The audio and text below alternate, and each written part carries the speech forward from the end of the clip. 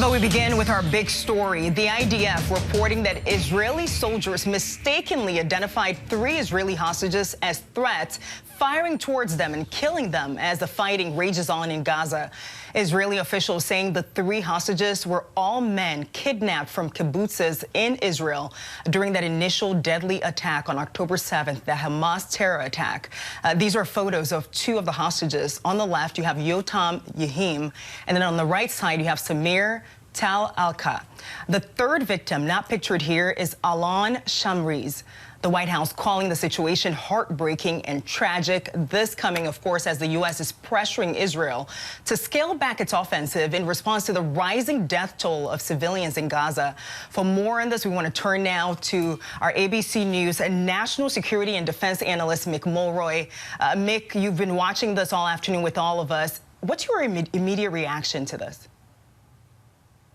So my immediate reaction, Faith, is this is obviously a tragedy, and we don't know the details or how this happened. But I do think it underscores the difficulty that it is when it comes to recovering hostages safely. Hamas has already proved their depravity on October 7th. I don't see them allowing us, quite frankly, a hostage to be recovered. So even if you have the best intelligence in the best unit executing, this is very difficult. It looks like in this case it was just a misidentification, but I think it really does underscore the need to get back to negotiations, to get back to discussing how the hostages are going to come out, and of course, how there'd be a truce so more humanitarian aid can get in. And I'm sure there will be a lot of questions to the Israeli government on how this could possibly happen. But Mick, the IDF says that it's reviewing the killing of these hostages and that it expresses remorse and has learned lessons from this event. So, you know, at this point, we don't know all of the details yet, right? But explain to us how something like this can happen in a chaotic battle. So it's likely that these hostages had captors around them, armed captors, and they are likely moving them from place to place to avoid being caught and having an operation launched against them. So they could have been moving as a pack.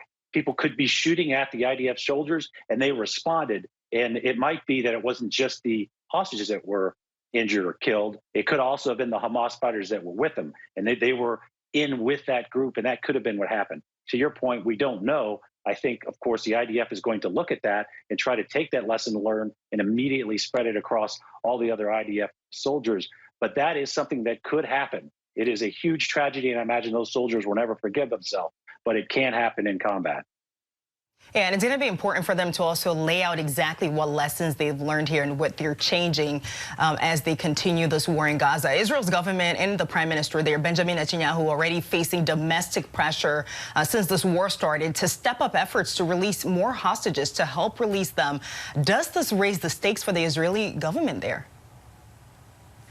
Yes, it does. There was some reports that they were stopping the Mossad director, their equivalent of the CIA, from going to do these negotiations. And oftentimes these negotiations are done by the intelligence services because they're dealing with groups like Hamas. So our CIA was there, their Mossad was there. That's how the first truce was negotiated. That's likely going to be a lot of pressure to get back to the negotiation table to do this, because that's really the most effective way to recover these hostages. And it also allows for things like major humanitarian effort to come in now through another checkpoint, Kerem Shalom, but there's 5 other checkpoints that could be open. But these are things that should be discussed when it comes to a truce and getting the hostages out. In the United States, I would point out, we're not in an advisory role here. We have American citizens who are being held hostage. We need to be there, and this needs to happen. We have a responsibility to our own citizens, not just to advise a partner on how to recover their citizens, but these are our citizens. And I think there's going to be more and more pressure, including from the White House, on Prime Minister Netanyahu to get his people back to the negotiation table. Yeah, and on that point, as the civilian death toll is climbing there in Gaza, we know the Biden administration has been pressuring Israel to scale back on its offensive. Does this latest development give the U.S. or other partners in the region really more leverage here as this drags on? So I think that's absolutely true. The United States has seen a level of civilian casualties that, quite frankly, it does not find acceptable. And we don't say this as somebody that's just sits on the sidelines. We've obviously been through the last 20 years of combat, knowing how difficult these operations are, but also knowing many of the ways that you can limit civilian casualties. And I think what we've seen since the beginning is that needs to be improved. The tactics, techniques, and procedures that the IDF is using needs to be improved so that there is far, far less civilian casualties, and they should try to avoid it at all costs, not just by the way they target, but also having persistent safe zones set up that people can stay in, where they can receive food, medicine, and water. And they're not just constantly moving around, where many people don't know where to go next. And oftentimes in transit, they get caught, quite frankly, literally in the crossfire. So I think there's things that the United States, certainly National Security Advisor Sullivan talked about these things, but I think they're going to hear it a lot from the United States, including the Pentagon, which can really help, I think, when it comes to advising in this capacity. Yeah, of course, a lot more left to be learned in terms of what happened here. Mick Mulroy, we appreciate your thoughts on this. Thank you so much. Let's bring the big story to our panel for more analysis here. We have ABC News contributor and SiriusXM radio host Mike Muse. We have ABC News contributor and former Democratic Senator for North Dakota Heidi Heitkamp, and ABC News contributor and former Trump administration official Sarah Isgur, and ABC News contributor and op-ed columnist for the Los Angeles Times LZ Granderson. Guys, thank you so much for being here. Heidi, I want to start with you. Israel has said that it's remorseful that this happened. This is regrettable. It shouldn't have happened. But do the deaths of these hostages now make it even more difficult for President Biden to straddle this line that we've seen him straddle between supporting Israel's military operations and pressuring the IDF to protect hostages and civilians in Gaza? Yeah, I think the more this goes on and the more these kinds of tragedies happen, the more pressure there is going to be on the Biden administration, but also on the Netanyahu administration.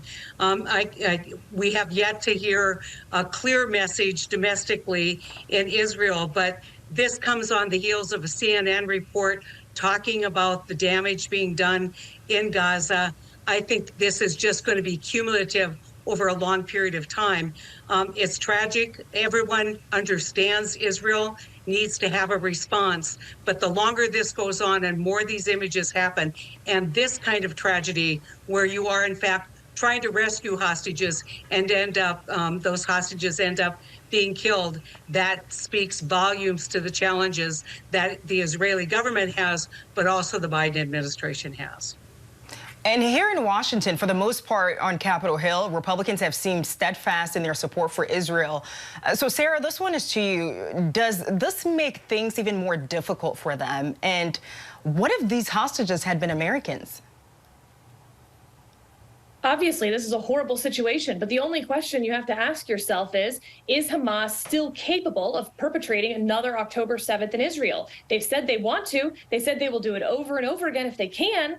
And so Israel has got to end Hamas's rule in Gaza. And so, for instance, the idea of safe zones, of having spaces, permanent spaces set up for civilians to go to, that sounds really nice. Do you know who will set up there? Hamas.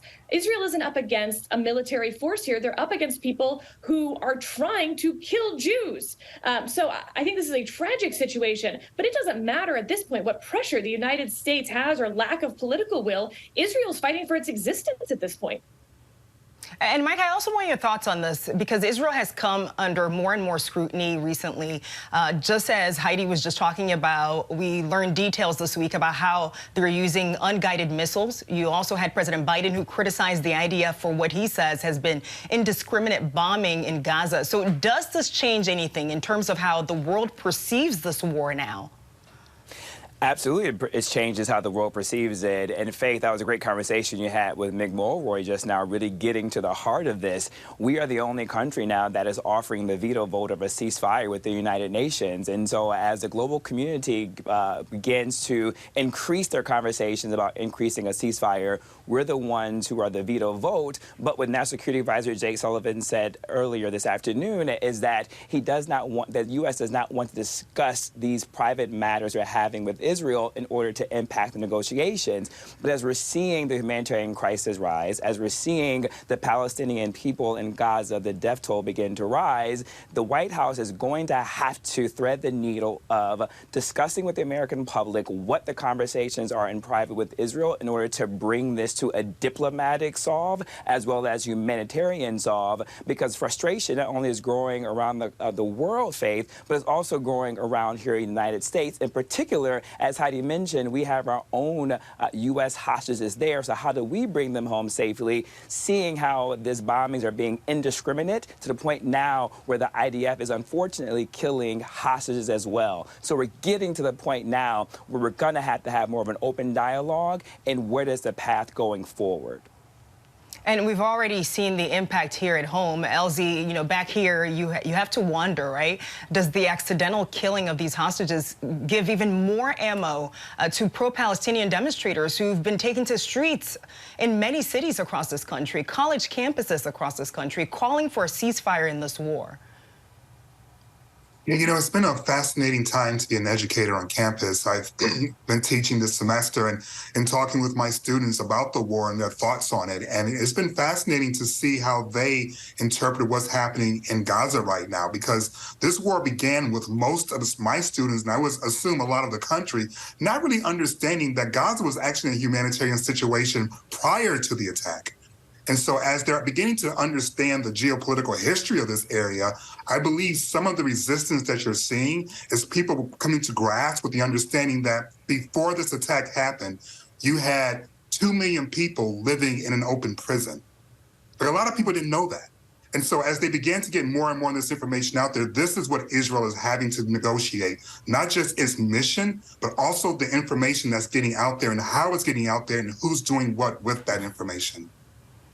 I was talking to a father recently. He's Jewish, and he's talking about how there's a generational divide in terms of where people stand, the older generation who are Jewish and the younger generation, and I'm sure this is going to add to that conversation at the dinner table. Mike, Heidi, Sarah, LZ, thank you all for your thoughts on this.